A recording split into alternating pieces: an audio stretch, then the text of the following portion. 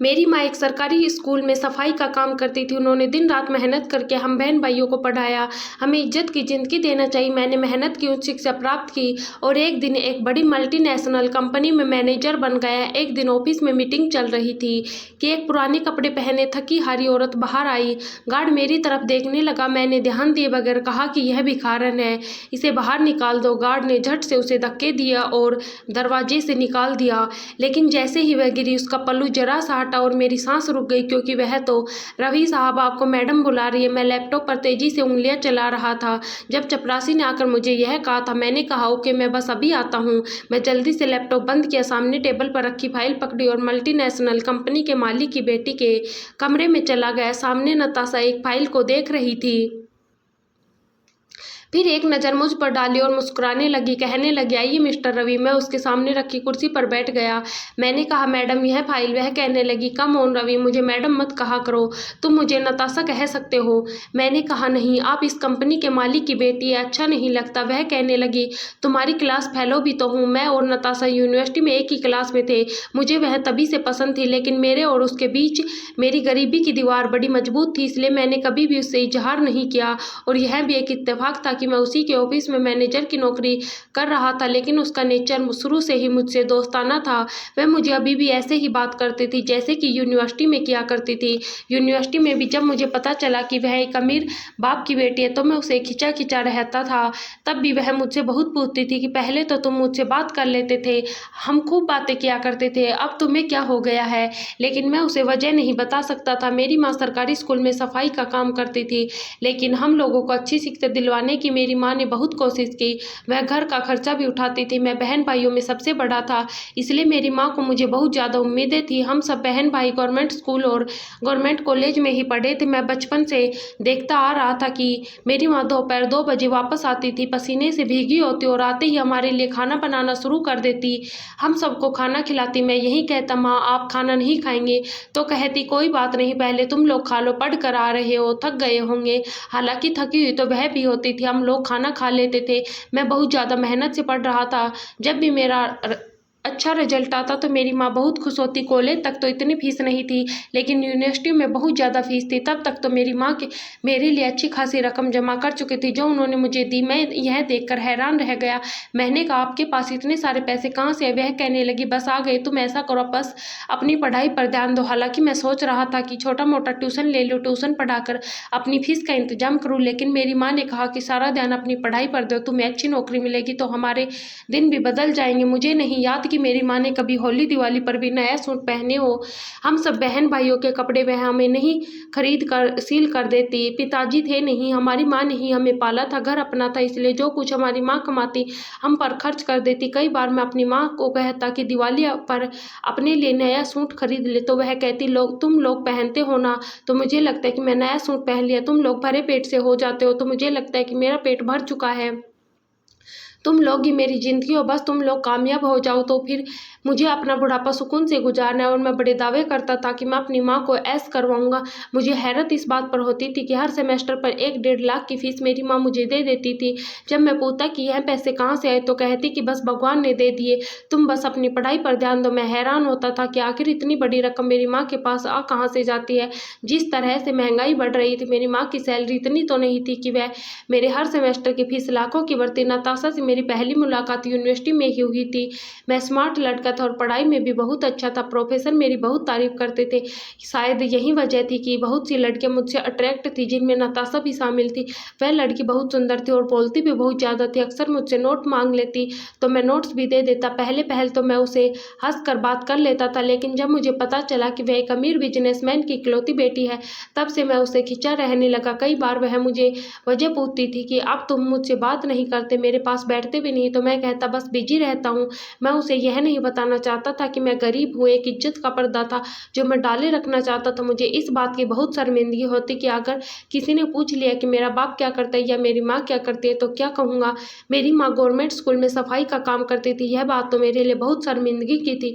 अगर किसी को बताता तो शायद मुझसे सब लोग बातचीत तक छोड़ देते, मुझसे घिरना से देखते, इसलिए मैंने कभी किसी को कुछ नहीं बताया था। लड़कों से भी ज़्यादा दोस्ती नहीं की थी कि वह मेरे टूटे फूटे घर तक ना पहुँच जाए। मैंने माँ से कहा कि मुझे आने जाने में बड़ी परेशानी होती है, मैं एक बाइक लेना चाहता हूँ। मेरी माँ ने यह सुनकर पहले मुझे देखा, फिर उनके माथे की चिंता की लकीरें गहरी हुई। वह कहने लगी, अच्छा मैं कुछ करती हूँ। मैंने कहा कि असल में बस में आना जाना बहुत मुश्किल हो जाता है और मेरे सारे दोस्तों के पास बाइक है। वह कहने लगी, अच्छा बेटा मैं कुछ करती हूँ।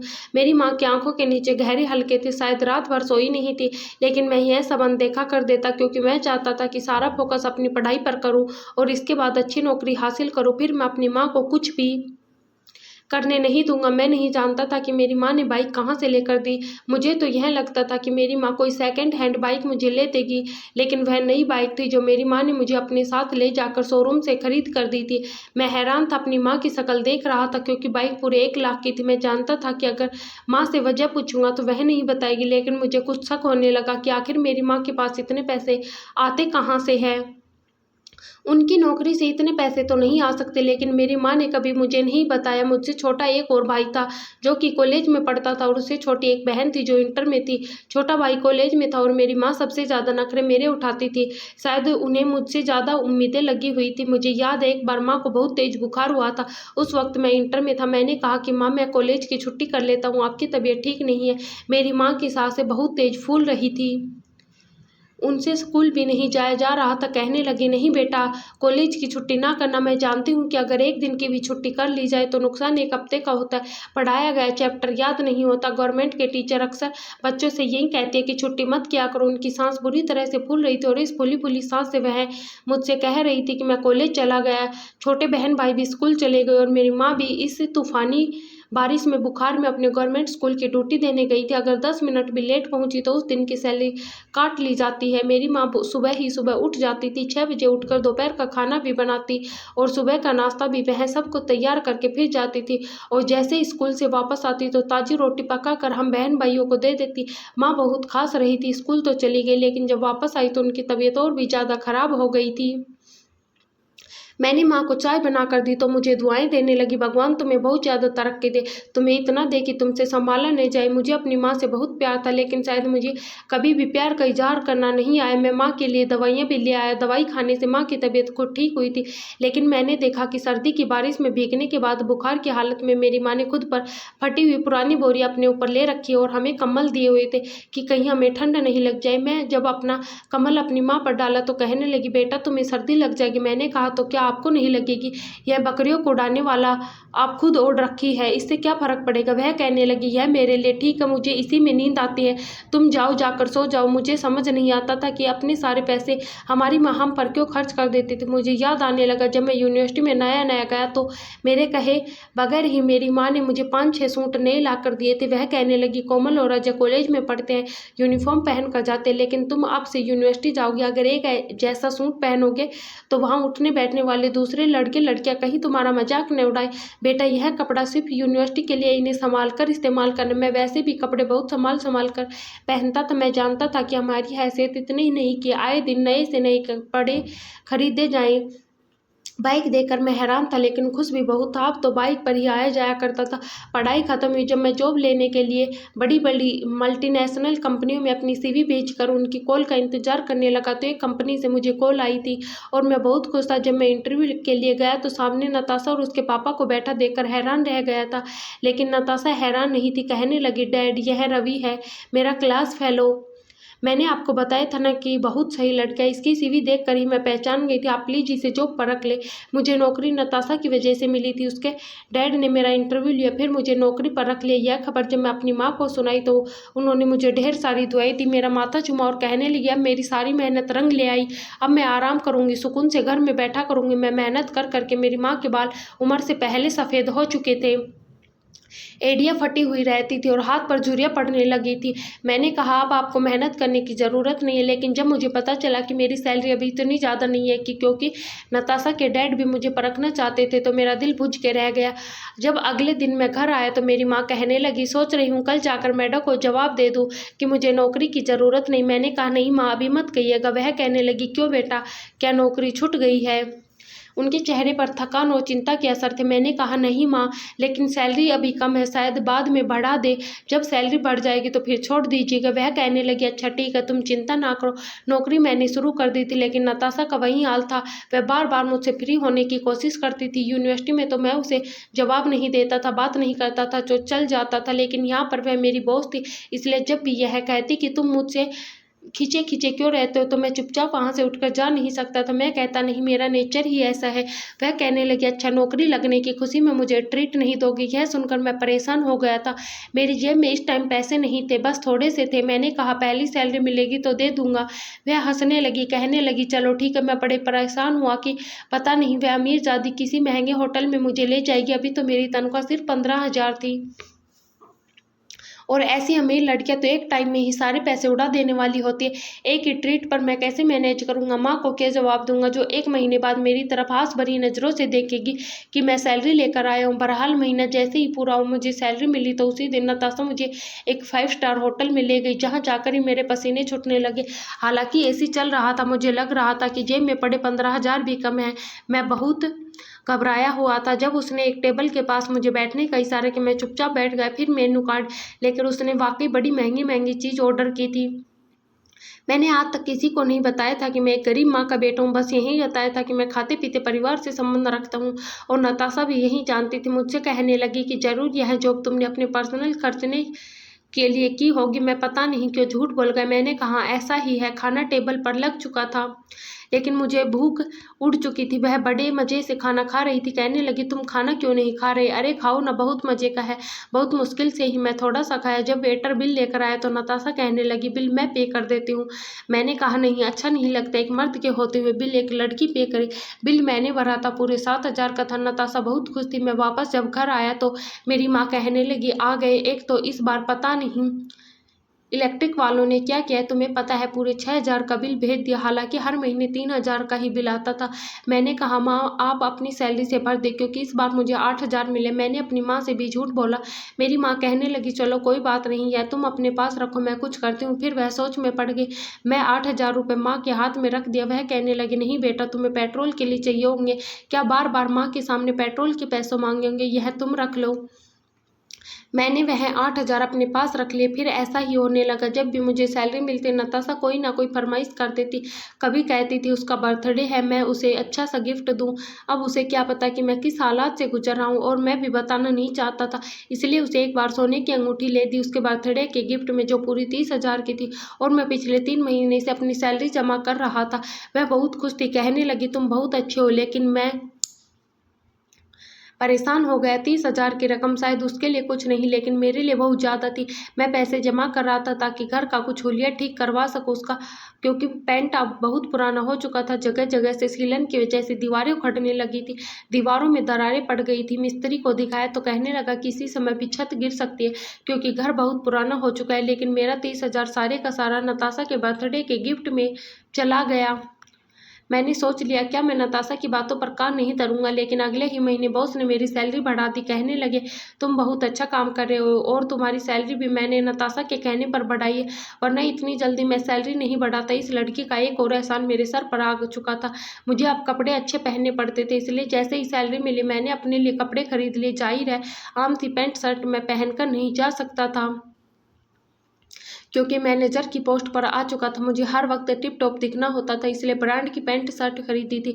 जैसे पैसे कहाँ गए पता ही नहीं चला। मेरी माँ ने भी मुझसे नहीं मांगे। इन्हीं दिनों तंगी आ गई। छोटा भाई पढ़ता था और साथ में छोटी मोटी होम ट्यूशन पढ़ाता था। उसने भी अपने कपड़े खरीद लिए। बहन घर में ट्यूशन पढ़ाती थी, वह भी कपड़े खरीद चुकी थी। मगर माँ की नौकरी खत्म हो चुकी थी, क्योंकि उन्हें रिटायरमेंट दे दी गई थी, लेकिन पेंशन के तौर पर कुछ भी नहीं मिला था। होली पर हम तीनों बहन भाइयों ने अच्छे कपड़े पहने, और किसी का भी ध्यान माँ के पुराने और फटे हुए कपड़ों की तरफ नहीं गया था, जो बुरी तरह से खास रही थी और साथ साथ हमारे लिए खाना बना रही थी। मेरी बहन ने अपने दोस्तों को दावत दी थी, इसलिए माँ से कह रही थी कि आप मटर पनीर भी बना ले। मेरी दोस्त को आपके हाथ का मटर पनीर की बहुत तारीफ की है। मेरी माँ कहने लगी, अच्छा ठीक है। पता नहीं क्यों वह चुप सी थी। एक बार घर पर आया तो रोने लगी। मैंने कहा, माँ क्या बात है, क्यों रो रही हो? वह कहने लगी, बड़ा धक्का देने वाला सफ़र है ये जिंदगी का। इतनी उम्मीदें थी कि रिटायरमेंट के बाद पेंशन मिलेगी, लेकिन लेकिन गवर्नमेंट की तरफ से नया ऑर्डर जारी हो गया कि पेंशन नहीं दी जाएगी। अब सोच रही हूँ घर के खर्च में बड़ी मुश्किल आ जाएगी। हालांकि मेरी सैलरी 30,000 हो चुकी थी और अभी बढ़ने वाली थी, लेकिन मैंने अपनी माँ को जरा भी तसल्ली नहीं दी क्योंकि मेरे अपने खर्चे बहुत बढ़ गए थे। मैं महंगी से महंगी शॉपिंग करने लगा था। एक बार मुझे मेरे बॉस ने बताया कि मेरी बेटी नताशा तुम्हें पसंद करती है। यह सुनकर मैं चुप सा हो गया। वह कहने लगा, मुझे तुम काफ़ी मेहनती नौजवान लगते हो, लेकिन फिर भी मैं ज़्यादा बिरादरी और ख़ानदान को देखने वाला इंसान हूँ। यह सुनकर मैं कुछ उदास सा हो गया। अब नताशा से मेरी शादी हो जाती तो मैं लाखों में कमाता, मेरी ज़िंदगी वैसी गुजरती जैसी कभी इच्छा करता था। लेकिन सबसे बड़ा मसला मेरी माँ और उसकी पहचान थी। मैं अपने बॉस को कहने लगा कि मुझे थोड़ा टाइम दे। वह कहने लगे, ठीक है, लेकिन मेरी सैलरी इतनी नहीं कि मैं किसी अच्छे मोहल्ले में एक अच्छा सा घर ले सकता। मेरा भाई कॉलेज में पढ़ रहा था और बहन भी घर इतना बुरी हालत में था कि वहाँ मैं नताशा के पापा को बुलवाने के हक में नहीं था। अगर वहाँ बुलवाता तो वह साफ इनकार कर देते थे। हो सकता है कि नताशा का व्यवहार भी मुझसे ख़राब हो जाता और मैं यह सब नहीं चाहता था। मैं इन दिनों बहुत परेशान था। मेरी एक बहुत बड़ी प्रोजेक्ट की मीटिंग थी और मैं मीटिंग में बिजी था जब मुझे चपरासी ने आकर कहा कि एक बूढ़ी औरत अंदर आने के लिए कह रही है। वह हुलिया से बड़ी अजीब सी लग रही, फटे पुराने कपड़े पहने, यहाँ तक कि उसकी चप्पल भी टूटी हुई है, लेकिन बार बार रवि का नाम ले रही। मैंने कहा, मैं ऐसी किसी औरत को नहीं जानता। पता नहीं कौन सी औरत थी जो मेरा नाम ले रही थी। मेरा बॉस कहने लगा, उसे धक्के देकर निकाल दो। चपरासी कहने लगा, एक बार आप रवि साहब को कह दें कर देख ले, क्योंकि वह बहुत रो रही है। मैं जैसे ही बाहर आया तो एक फटे पुराने कपड़े में एक औरत खड़ी थी, पल्लू से चेहरा छुपा रखा था। मैंने कहा, मैं इसे नहीं जानता, इसे धक्के देकर निकाल दो। जैसे ही चपरासी ने उसे धक्के दिए, उसके चेहरे से पल्लू हट जाता है और अपनी माँ को देखकर मैं हैरान रह गया। इससे पहले कि मैं अपनी माँ के पास आता उस टाइम नताशा भी आ गई। वह कहने लगी, कौन है यह औरत जो तुम्हारा नाम ले रही? मैंने कहा, मैं नहीं जानता। मेरी माँ मुझे हैरत से देखी थी, आंसू बहा रही थी। वह कहने लगी, इस औरत को बाहर निकाल दो। इसकी हिम्मत कैसे यहाँ आने की? मैं वापस मीटिंग में चला गया, लेकिन मेरा दिमाग अपनी माँ की तरफ लगा कर कि घर जाकर किस मुंह से माफ़ी मांगूंगा। मेरी माँ तो मुझे बहुत प्यार करती थी, लेकिन मैं नहीं जानता था कि जब मैं घर जाऊँगा तो। मैं जब मीटिंग के बाद घर गया तो मेरी बहन बहुत परेशान थी। मैंने कहा, माँ कहाँ है? तो कहने लगी, पता नहीं, दोपहर से डॉक्टर के पास गई थी, अभी तक वापस नहीं आई है। मैं खुद परेशान था कि वह कहाँ गई। छोटा भाई भी आ चुका था, कहने लगा, माँ कहाँ है? मैं परेशान हो गया, पता नहीं वह किस काम के लिए मेरे ऑफिस में आई थी। मैं उन्हें ढूंढने के लिए निकल गया, लेकिन मेरी माँ मुझे कहीं नज़र नहीं आई। मैंने उन्हें बहुत ढूंढा, लेकिन वह मुझे कहीं नहीं मिली। मैं बहुत परेशान था। 1 महीना हम सब बहन भाइयों ने अपनी माँ को बहुत ढूंढने की कोशिश की, लेकिन वह हमें नहीं मिली। इसके बाद मैंने अपना पुराना घर बेच दिया। इलाका महंगा हो चुका था तो इसलिए कुछ महंगा ही बिका था। कुछ पैसे मैं बैंक से लोन लिया और एक फ्लैट खरीद लिया।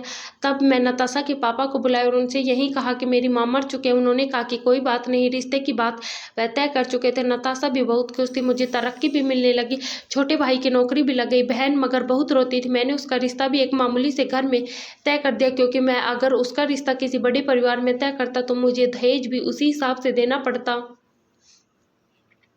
मैं बहन की शादी भी जैसे तैसे निपटा दी, क्योंकि मुझे अपनी शादी की जल्दी थी। लेकिन जैसे ही मैं नताशा से शादी की बात की तो वह मुझे बड़ी अजीब अजीब नज़रों से देखने लगी। हालांकि मैं घर में ऐसी भी लगवा चुका था, छोटी मोटी गाड़ी भी ले चुका था। आजकल वह बड़ी चुप चुप सी रहती थी। जब भी मैं उससे शादी की बात करता तो वह बात को टाल देती। वह अभी शादी नहीं करना चाहती। मैं उससे कम हैसियत का था, इसलिए ज़्यादा उसके ऊपर जोर ज़बरदस्ती नहीं कर सकता था और मुझे यह समझ नहीं आ रहा था कि वह इनकार क्यों कर रही है। एक बार मुझसे कहने लगी कि उसे मुझे किसी से मिलवाना है। मैंने कहा, ठीक है, मैं मिल लेता हूँ। वह कहने लगी, उससे मिलने के बाद ही मैं तुम्हें अपना आखिरी फैसला बताऊंगी। वह मुझे वृद्ध आश्रम लेकर गई, लेकिन कहने लगी, यहाँ पर मेरे पापा लाखों रुपए देते हैं इन लोगों की मदद के लिए और मैं भी आकर यहाँ पर औरतों के साथ समय बिताती हूँ। फिर वह मुझे एक बेड के पास लेकर गई, जहाँ लेटी औरत को देखकर मेरे होश उड़े थे। वह मेरी माँ थी, जो कि गुमसुम होकर बैठी हुई थी। बार बार यही कहती कि बेटा, कभी भी मैंने अपना कर्तव्य निभा दिया, भगवान तू मुझे अपने पास बुला लेना। ऐसा कहने लगी, तुमने पहचाना यह कौन है? मैं बिल्कुल गुमसुम खड़ा था। वह कहने लगे, यह वही औरत है जो उस दिन मीटिंग के दौरान आई थी और तुमने कहा था कि यह तुम्हारी कुछ नहीं लगती। फिर इस औरत के तकिए के नीचे उसने फ़ोटो निकाली जिसमें हम तीनों बहन भाई खड़े थे। कहने लगी, यह फ़ोटो इसके पास कहाँ से आई और यह क्यों तुम्हें अपना बेटा कहती है? क्या यह तुम्हारी माँ है? यह सुनकर मैं चुप सा हो गया। मैंने कहा, है ये मेरी माँ है, लेकिन मेरी माँ गवर्नमेंट स्कूल में सफाई का काम करती थी। अगर तुम्हारा बाप यह जान जाता तो कभी भी तुम्हारा रिश्ता मुझसे नहीं करता। वह कहने लगी, अगर तुम मुझे सच बताते तो मैं अपने बाप को मना लेती, लेकिन जो इंसान इसलिए अपनी माँ की चिंता ना करे और उसे अपनाने से इनकार कर दे और धक्के देकर बाहर निकाल जाने के लिए कह दे, उसकी माँ गरीब थी और गवर्नमेंट स्कूल की सफाई करती थी, वह इंसान मेरी कदर क्या करेगा? जिसकी नज़र में उसकी माँ की कोई इज्जत और अहमियत नहीं, उसकी नज़र में मेरी क्या इज्जत होगी? इसलिए मैं तुमसे शादी नहीं करूँगी। मेरी तरफ से साफ इनकार है। यह सुनकर मैं हैरान रह गया। यह कहकर वह जा चुकी। मेरी माँ अभी भी गुमसुम बैठी थी और हाथ जोड़कर अपनी माँ से माफ़ी मांग रहा था, लेकिन उन्होंने कोई जवाब नहीं दिया। मैंने कहा, आप मेरे साथ घर चले, तब भी मेरी माँ ने कोई जवाब नहीं दिया, इनकार कर दिया। मैं जब वापस घर आया तो कुछ दिन बाद मेरी मुलाकात उस बाइक के शोरूम के मालिक से हुई।